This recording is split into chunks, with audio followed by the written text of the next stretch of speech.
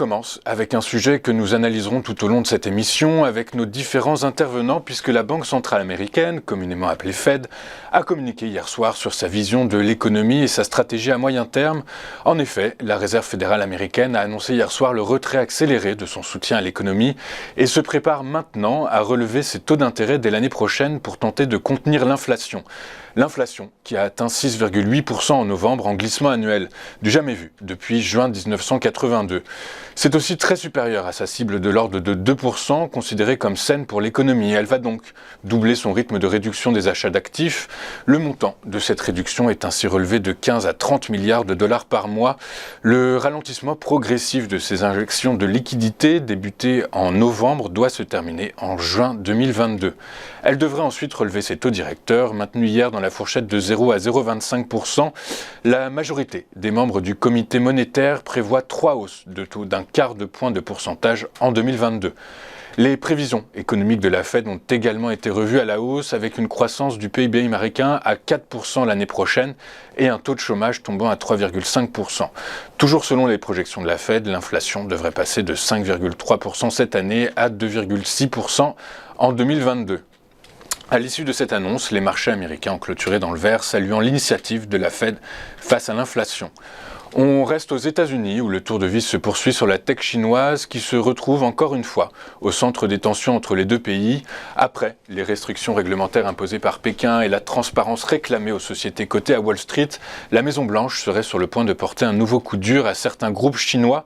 En effet, selon des informations du Financial Times, le Trésor américain devrait ajouter aujourd'hui 8 groupes sur sa liste noire d'investissement. Cette liste qui comprend déjà une soixantaine d'entreprises liées au complexe militaro-industriel chinois interdit aux Américains de prendre des participations financières dans ces sociétés.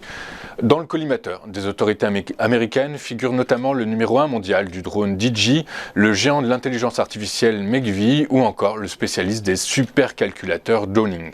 Ces mesures interviennent quelques jours après que Washington ait déjà blacklisté SensiTime en raison de l'oppression présumée des musulmans ouïghours dans le Xinjiang, ce qui a obligé le leader de l'intelligence artificielle à reporter son introduction en bourse à Hong Kong. En France, les statistiques dévoilées hier par l'INSEE confirment la résilience d'après-crise. Selon l'Institut, le nombre total d'entreprises créées sur les 12 derniers mois a augmenté fortement, avec une hausse de 19% en données brutes.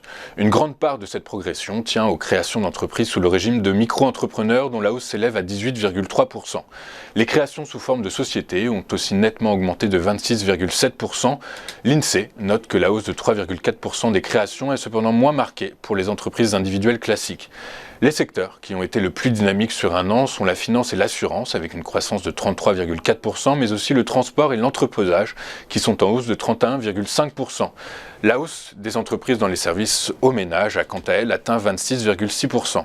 Ce rebond général est, comme pour la croissance du PIB attendu à plus de 6,5%, essentiellement lié à un effet de rattrapage. L'INSEE l'explique par le niveau particulièrement bas des créations pendant le premier confinement en 2020.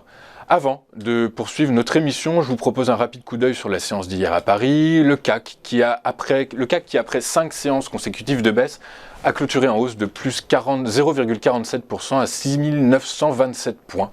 Les principaux mouvements haussiers sont à mettre à l'actif des secteurs de la santé qui prend 1,91%, de la tech qui prend à 43% et des biens de consommation qui sont en hausse de 1,07%.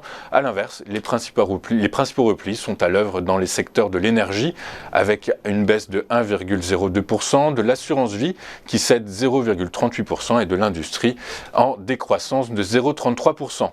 On va marquer une première pause et juste après on vous fera vivre l'ouverture de la séance, une ouverture en direct décryptée par les équipes d'Interactive Trading. À tout de suite sur TV Finance.